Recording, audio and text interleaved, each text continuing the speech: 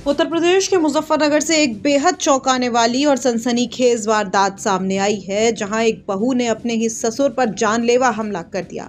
घर की चार दीवारी के भीतर चल रहे कथित शोषण का अंत एक खौफनाक क्राइम के रूप में सामने आया है। एक महिला ने समाज और कानून की परवाह किए बिना अपने ससुर के प्राइवेट पार्ट पर धारदार हथियार से हमला करके उन्हें लहूलुहान कर दिया।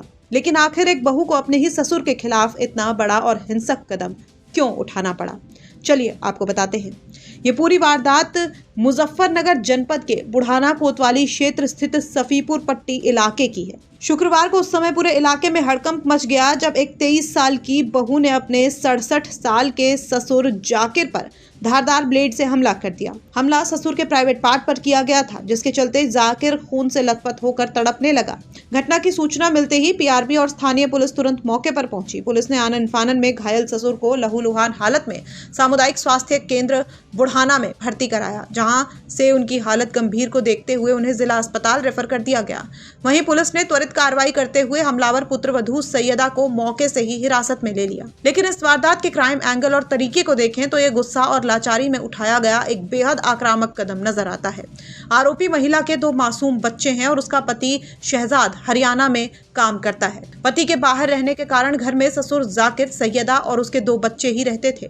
शुक्रवार को जब घर में मौका मिला तो सैयदा ने घर में मौजूद धारदार हथियार का इस्तेमाल करा। उसने सीधा ससुर के प्राइवेट पार्ट पर वार किया ताकि वो खुद का बचाव कर सके और ससुर को सबक सिखा सके। पुलिस की शुरुआती पूछताछ में आरोपी महिला ने बताया कि उसका ससुर जाकिर पिछले कई दिनों से उसके साथ गलत हरकतें और छेड़खानी कर रहा था।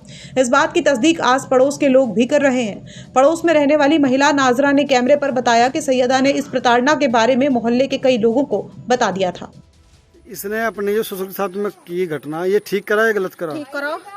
क्यों? ये मतलब ससुरा जबरदस्ती उसके साथ में करना चाहता था? भाई हम तो घर में तो देख हम जाकर नहीं देखा थे, किसी के घर में ना उसका आवे थे, ना उठा थे, ना बैठा थे। इसके घर में कोई नहीं, मोहल्ले वाला कोई जाकर नहीं झंका था इनके अंदर क्या हो रहा क्या नहीं हो रहा, वो तो हमें पता नहीं। आपको उसने पहले कभी बताया हो?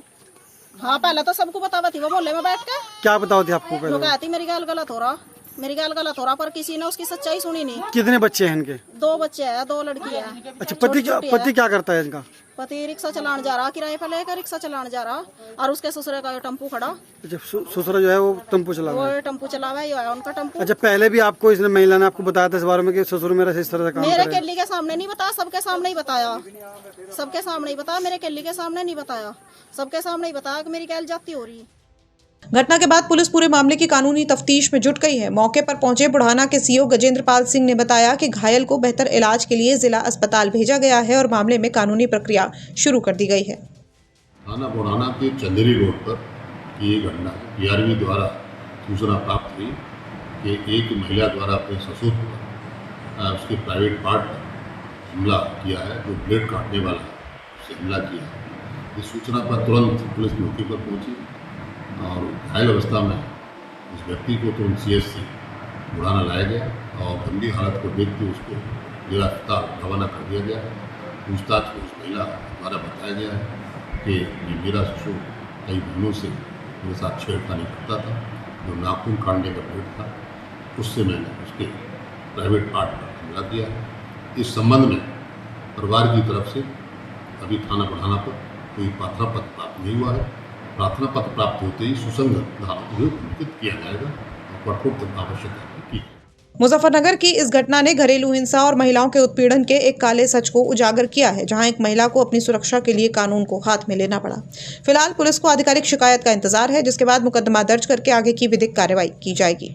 मामले पर आपका क्या कुछ कहना है वो हमें कमेंट बॉक्स में जरूर बताइए। मुजफ्फरनगर से संदीप सैनी की रिपोर्ट, यूपी तक।